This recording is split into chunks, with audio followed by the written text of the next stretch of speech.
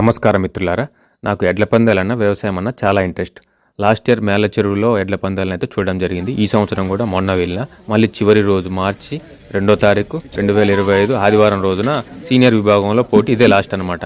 ఇక మార్గ మధ్యంలో వెళ్తున్నటువంటి క్రమంలో బాల ఉగ్ర నరసింహస్వామి ఎర్రవరంలో టెంపుల్ దర్శించుకొని అక్కడ జరిగేటువంటి నిత్య అన్నదాన కార్యక్రమంలో భోజనం చేసి అయితే డైరెక్ట్గా జాతర జరిగేటువంటి ప్లేస్కి అయితే వెళ్ళడం జరిగింది మిత్రులారా.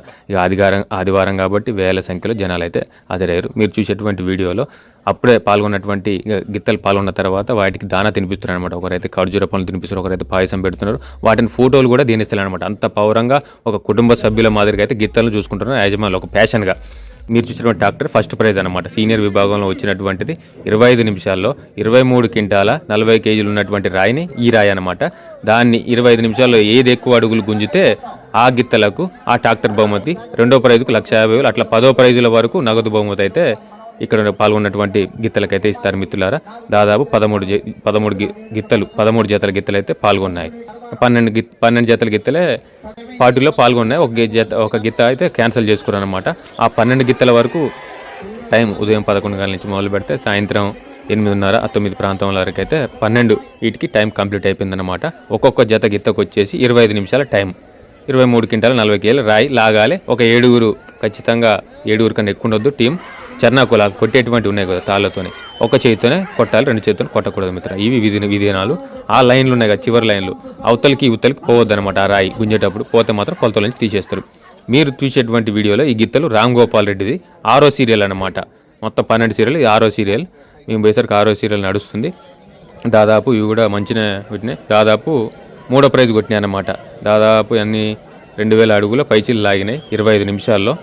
ఈ రాయిని లాగేటప్పుడు ఏంటంటే మిత్రులారా, గిత్తలు చాలా వరకు ఇబ్బంది పడతాయి అన్నమాట. ఎందుకంటే ఈ సీనియర్ విభాగం కాబట్టి రాయి పెద్దగా ఉంటుంది కాబట్టి మధ్యలో సతాయిస్తాయి, గుంజలేకపోతాయి, నిలబడిపోతాయి అన్నమాట. అవసరమైతే మధ్యలో నిష్క్రమించి పోతారో పోటీలో పాల్గొన్నటువంటి గిత్తల యజమానులు. ఇక అది అయిపోయిన తర్వాత మూడో ప్రైజ్ కొట్టారనమాట రామ్ గోపాల్ రెడ్డి గారు.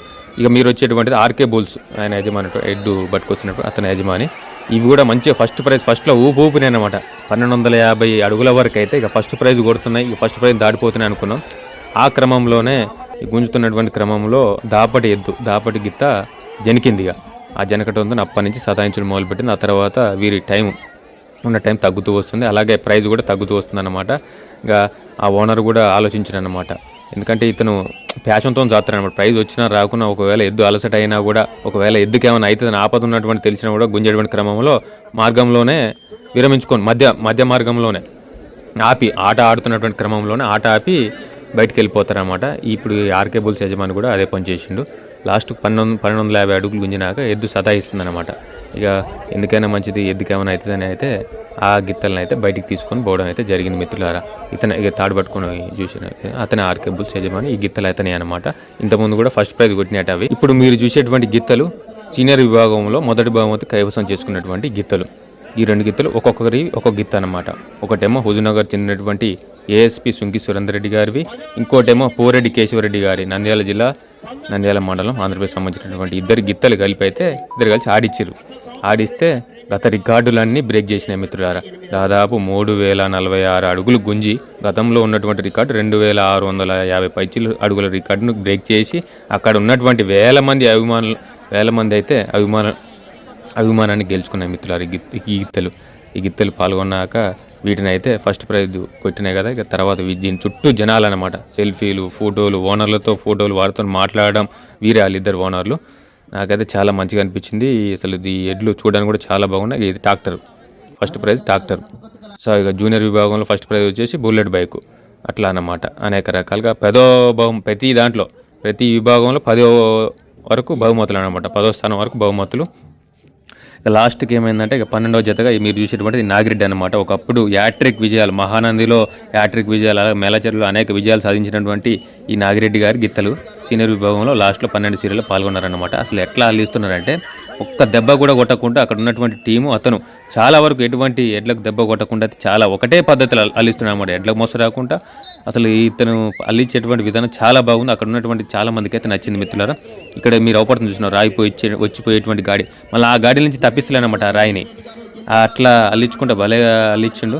కాకపోతే ఏంటంటే లాస్ట్లో ఒక ఎద్దు భయపడ్డది అనమాట. భయపడ్డాక జనికినాక ఏమనుకున్నాడో ఏమో మధ్యలోనే టైం చాలా ఉంది, అయినా కూడా విరమించుకుంటూ విరమించుకున్నా కూడా దాదాపు 7వ ప్లేస్ అయితే కైవసం చేసుకుంటూ అప్పటి నుంచి ఇప్పుడు ఆగింది కదా, అప్పటి నుంచి సతాయించింది అనమాట. 7వ ప్లేస్ నాగిరెడ్డి గారి గిత్తలు అయితే కైవసం చేసుకునే.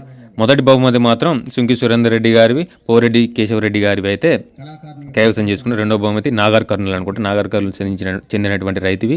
వారికి ఇక రెండవ బహుమతి నుంచి మొత్తం డబ్బులు అన్నమాట, నగదు రూపంలో 10వ బహుమతి వరకు అయితే ఇస్తారు మిత్రులారా.